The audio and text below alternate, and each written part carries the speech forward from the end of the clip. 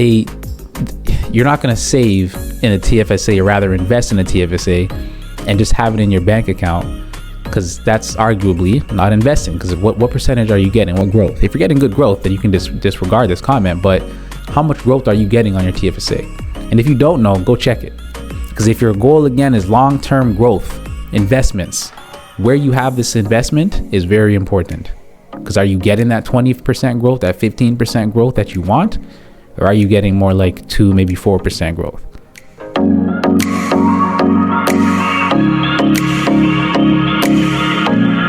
What's going on, everyone? Welcome to another episode of the Success Spectrum podcast, where we dive deep into the world of finance, entrepreneurship, and personal development. I'm your host, Kadeem McLean, and today we're going to be talking about some tools that you have to help you build your wealth and distribute it correctly in Canada.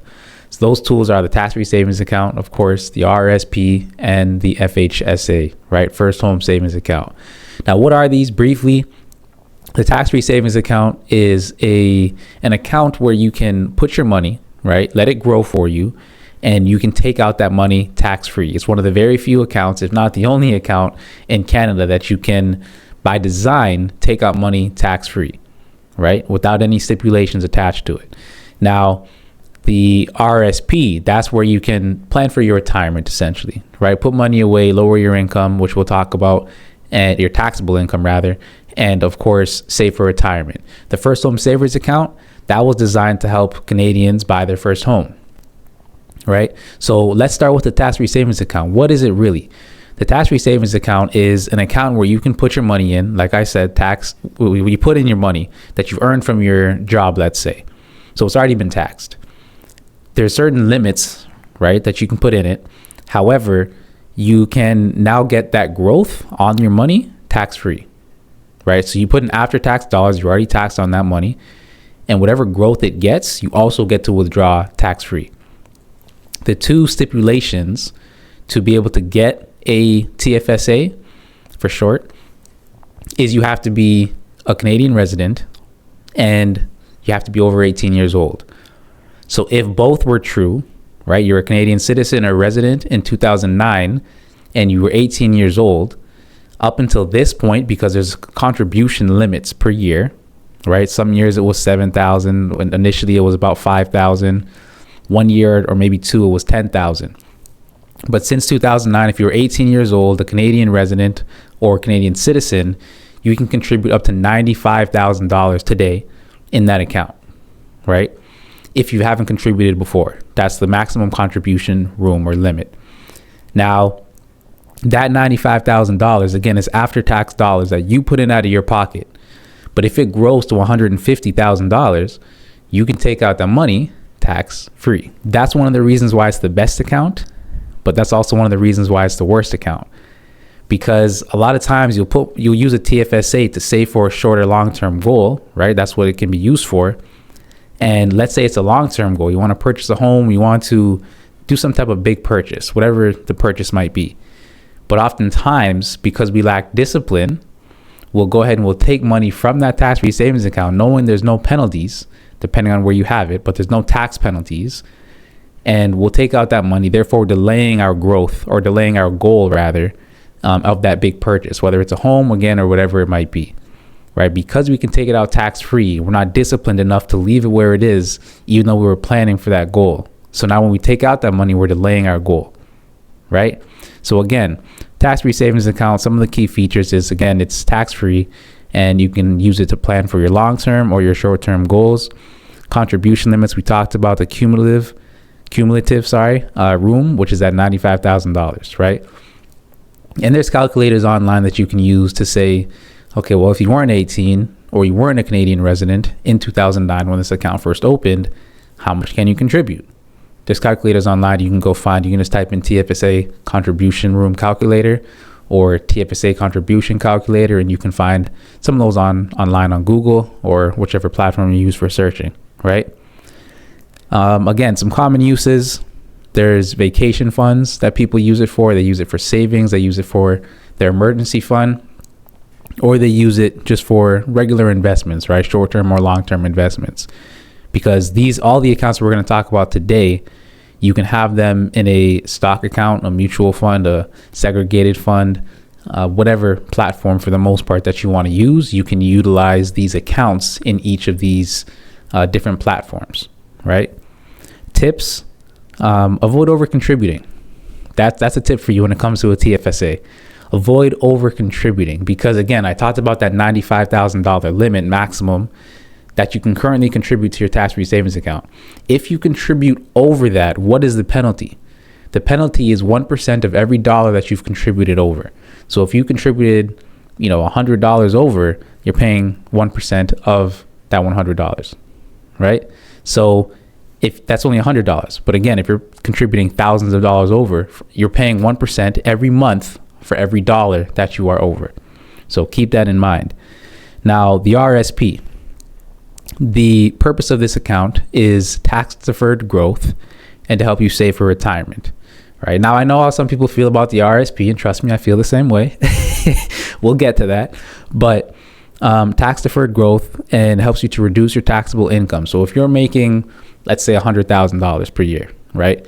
You want to lower your tax bracket because you're seen as a high income earner, and maybe you don't need that full $100,000 for your lifestyle right now. So you'll contribute to an RRSP, let's say $20,000 a year, to lower your tax bracket, right? Because now you're not paying tax on $100,000 as an income earner. You're only paying tax on $80,000, which of course helps, get rid of that tax burden and puts you into a different bracket potentially, right? That gives you the tax credits to when you file for taxes the following year, you're seen again as earning less that year. So you're not taxed on the full amount. The contribution room is actually 18% of your total income for that year, or the annual limit that's set by the government, whichever one is lower. So if you earned, again, 18% of your annual income, if that is lower than the annual limit, then this is what you can contribute, that 18%. But if your 18% is way over the annual limit, then you can only contribute the annual limit, right? And again, there are stipulations on these contribution limits because, for example, the tax-free savings account, they don't want you to contribute all of your dollars and only use that account, because then you're going to have tax-free everything, right? All your growth, all your investments are tax-free, and they've got to limit us to a sense, right? Your RRSP, similar idea. They don't want you to be able to contribute your full paycheck or your whole salary to your RRSP, because then you're seen as making no income that year. They're not going to get any money from you. They're not going to get any taxes. So benefits of an RRSP. Again, it's meant for retirement, and whatever you contribute to it, you're seen as making that much less for that year. There are some drawbacks, of course, and some of the drawbacks are the withdrawals and penalties rather, right? So for example, there's the home buyers plan, or HBP for short. And what that says is you can take up to $60,000, right, out of your RRSP, tax-free, and use that to purchase your first home. Your first home, not multiple homes or investment homes, but your first home, right? $60,000. And there's another one called the Lifelong Learners Plan, LLP. And that says you can take up to $20,000 maximum, up to $10,000 per year over a course of 4 years. Right? So you can take out $5,000 per year. You can take out $10,000 per year, however you want to go about it for the most part. But maximum you can take out of that, or use for that rather, out of your RRSP is $20,000. And again, that is also tax-free. Now, both of these have a repayment period. This is important. When you take for your home buyers plan, or HBP, that's $60,000 or whatever amount you take, you have 15 years to pay that off, right? I believe there is a deferral, but only, again, a certain amount of years. I believe it's 2 years. You can look that up to be sure. But there is a deferral, or rather, there's a repayment period. So you have to pay back that money within 15 years. And there's a payment schedule they send you. And if you don't pay it back, you're just taxed on that money that you withdrew, right? Not all up front, but let's say you start the first year of the 15 and you don't contribute anything back to repay it. You're taxed on whatever amount you were supposed to pay that year, right? Now, the LLP, right, it's a course of 10 years. So you have to pay it back over a course of 10 years. but you can defer that one for up to 5 years. So much longer than the home buyer's plan, if I'm correct with the deferment on that one, but 10 years, right? And again, whatever you don't pay back, you are taxed on. Now, why are these two plans important? The home buyer's plan and the lifelong learner's plan inside the RRSP? Well, they're ways to utilize the money you've been saving or investing in your RRSP without being taxed. So what happens if you just go to your RRSP and you try to withdraw money? Well, you're taxed, right? Right up front, there's something called the withholding tax. So if you withdraw $0 to $5,000, you're going to face a withholding tax of 10%. If you withdraw $5,001 to $15,000, you're going to face a 20% withholding tax. And anything above that $15,000, a 30% withholding tax, right? Quebec is a little different, 5%, 10%, and 15% respectively, right? And again, when you file for taxes the following year, if that initial amount that they withheld from you in terms of the withholding tax isn't enough, they're going to, of course, give you additional taxes on that money when you file for your taxes. So keep that in mind. Withdrawals are not tax-free, but you can utilize the home buyer's plan and the lifelong learner's plan to access that money tax-free, right? But again, you got that repayment period. So you can repay it over the course of time, or you don't repay it and you face a tax penalty. Up to you. And now, a word from our sponsor. If you want to learn to amass your wealth in stocks, bonds, real estate, in commodities, if you want to learn how to protect your wealth or transfer generationally down the line in the way that you want it to be transferred, this book right here is a must read for you. The Legacy of a Silver Spoon: Managing Wealth and Relationships by Al Compton. You must get yourself a copy because you need it. If you want to do anything that I just mentioned, without reading this book, you're not going to be able to do it in the way that you want to get it done. You might not even know that there's different types of trusts or which type of trust you need. This book will help you in determining that. You might not even know what a stock is or what a bond is. This book will teach you every piece of information you need to know financially to get you from where you are to where you want to be. Go ahead and click that link in the description to get yourself a copy. The thing about that as well, when it comes to the withdrawals, you can get the withdrawals without the withholding tax if you do something called a RIF, right? When you convert it to a RIF, what's called a retirement income fund, when it converts to a RIF, there's a minimum amount that is going to be paid to you. And that minimum amount, if you withdraw above that, then you face taxes. But if you just take that minimum, you don't face that withholding tax, right? You are going to be taxed on the money you receive when you file for taxes, but that withholding tax does not apply when you have the RIF, okay? A tip for the RRSP, this is for some people, not for everybody, because it depends on your situation, but you've probably heard of employee or employer matching, right? So you contribute 4% to your RRSP, your employer will contribute 4% on top of it. That's your employer matching. If you have that option, it might be good for you, it might not be good for you, right? It's situational, because some of the questions that come to mind are, what funds is that company investing in? Is it doing well? Is it not doing well? Do you have an option on which funds you can pick, right? Because if there's not a lot of growth on it, that 4%, yes, it helps, sure. But if that's all you're doing, are you putting away enough money, right? So those are some of the factors as to why it might be good and might not be good for you. And lastly, there's the FHSA, right? The First Home Savers Account. So this account it's a tax advantaged account. And of course, the purpose is for your first home. So if you haven't owned a home, this is an account that you can use. Now, this is a great account within reason, right? Because there's a contribution limit again, of course. Not my fault, it's the government, but there is a contribution limit, and that is $8,000 per year. This account came out in 2023, so $8,000 then, $8,000 for 2024. Here's one of the stipulations though. If you did not open this account in 2023, you lost that $8,000. If you opened it in 2024, you have $8,000 you can contribute to it. So a quick tip, I'm going to start with a tip on this one, is if you don't open this account, regardless of if you contribute to it or not, you lose the contribution room for this year. So open an account, and whether or not you contribute to it, if you are a first-time home buyer, of course, or you don't own a first home yet, then you can open up an account so you don't lose the the contribution room for 2024, right? Because you already lost it for 2023. You don't want to lose it for 2024 as well. All right. So $8,000 per year. Now, over the course of this account, eventually you're going to be able to contribute the maximum, which is $40,000. That's the current maximum for the first home savers account in terms of your contributions. Keep in mind, I mentioned the contribution limits, but that doesn't mean the investment cannot grow above that. That just means how much you contribute out of your pocket.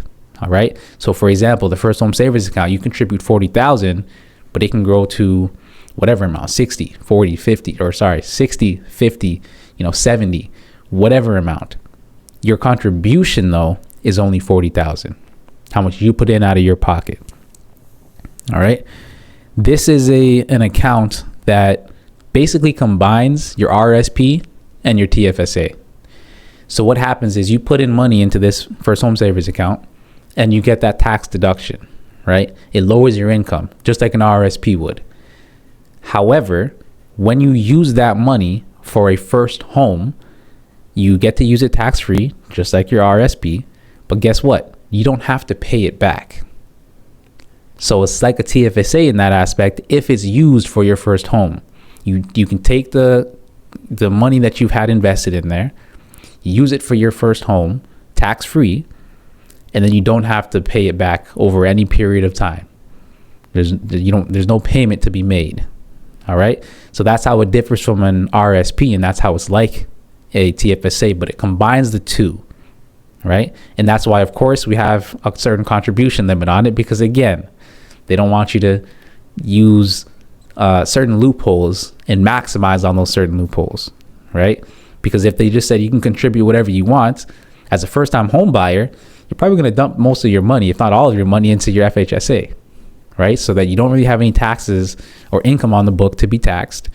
And then you can use the majority of your funds to buy your first home and not have to pay it back and not be taxed on it. Right.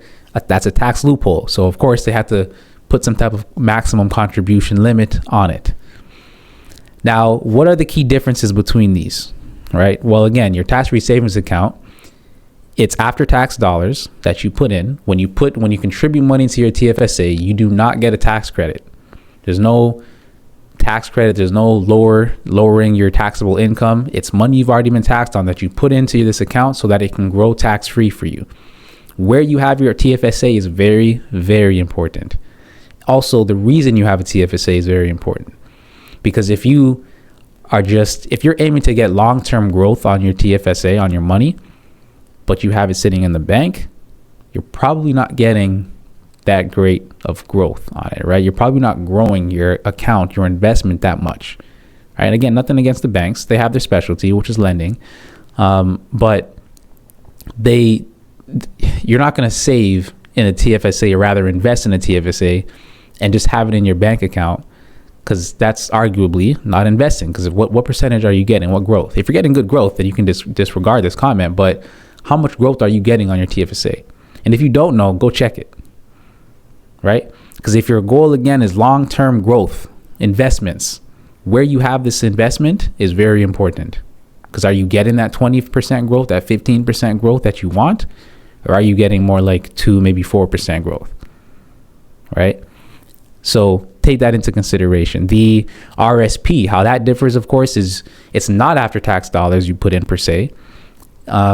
You can have your RRSP contributed again with your employer. So they can take it directly out. You're not taxed on it. It goes to your RRSP. Or you do get the after-tax dollars. Then you contribute to your RRSP. That way, when you file for taxes the next year, you're not taxed on that money. You actually get a tax credit, right? And because you have now lowered your income. If you contributed $10,000 to your RRSP, you're seen as earning $10,000 less. And of course, you're taxed on less, or $10,000 less, right? So you're not taxed on that $100K that you earn for the year. You're only taxed on $90. And the FHSA, the way that one works, again, or how it differs is it's just a combination of the two, right? It takes the best of both worlds, essentially, puts them into one plan for you, right? For us Canadian first-time home buyers, essentially.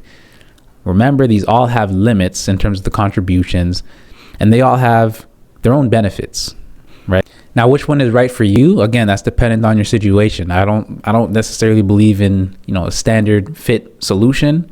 I like a tailored fit solution because tailored suits fit better, right? A tailored suit jacket fits better. A tailored dress would fit better.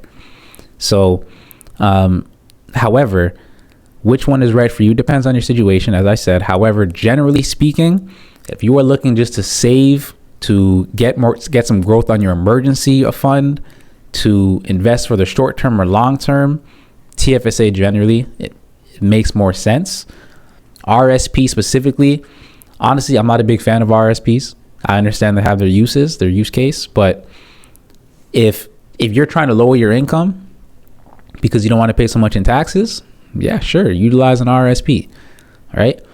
However, one of the questions I have to that is, would you rather pay 10% of a seed or 10% of your harvest? I'm going to repeat it. Would you rather pay 10% of your seed in taxes? A seed's very small. Or would you rather pay 10% of your huge harvest? Right? And the reason I ask that, of course, it's the seed is what you want to choose, because the seed is so much smaller. That 10% of a seed is so minuscule compared to 10% of a harvest. A harvest could be who knows how large, but it's definitely bigger than a seed. However, again, this is why it's situational dependent, right? Or situation dependent. Your situation might call for you, yes, to contribute to that RSP and get a lower taxable income, because it helps you now to set yourself up for that future, regardless of the higher taxes you might be paying in the future, right? And again, just to save for your retirement, the RSP, TFSA, I would even say to maximize your TFSA, even if it's just for retirement purposes, and it's not necessarily to lower your income or save for a home, then just maximize your TFSA. That's if you haven't done that yet, then depending again on your situation, it might make sense to just go with the TFSA versus the RSP. Once you maximize your TFSA, then it might make sense for RSP or even a non-registered, which is another conversation. Your FHSA, who is that good for? Are you looking to buy your first home? You want to save your money tax-free, of course, within limits, about $8,000 per year, then yes, utilize that, right? One other note on the FHSA, you can only catch up 1 year at a time. So if you open it this year, 2024, you don't contribute anything, and then 2025 goes by and you don't contribute anything, you lost the contribution room for 2024, and then you can only contribute for 2025 and 2026. So what that means is if you open the account this year, 2024, make sure at least by the end of 2025, you put in that $8,000 for 2024. Because then in 2026, you can contribute for 2025 and 2026, right? So the max in 1 year that you can contribute, essentially, that being said, is $16,000. Regardless of that $40,000 lifetime contribution limit, the max you can contribute in any 1 year is $16,000. All right, so keep that in mind. But yes, the FHSA First Home Savers Account, it is good for anybody who is looking to buy their first home, who wants that tax-free, those tax-free dollars, essentially. Lower that tax bracket, and you don't have to make any repayments when you use that money for your first home. All right. So in a nutshell, and again, generally speaking, that is who these accounts are good for. So all that being said, you know what your goals are. You know where you need to put your money based off of this information. And honestly, these accounts specifically may not be good for you. It all depends. I'm just sharing some information with you. I'm not saying these are the ones to go for or not to go for. I'm just letting you know what is a tax-free savings account, what is an RRSP, and what is a first home savers account, and how do they work? What are the limits, right? Because if you don't know this information, but you have them, why do you have them? So many people have an RRSP. They have no idea why they have an RRSP. They have no idea if they can get better growth, or if they're getting good growth, or if they're not. They don't know if they should take the employer benefit of being able to match their 4% or 3%, or if they shouldn't. Well, hopefully this episode was able to help you to figure all that information out, or at least give you some direction and give you some questions that you know you can now ask. All right, so that's it for me. If you have any experience or any comments or questions on either of these accounts, feel free to drop it in the comments below, and I'll see you in the next one.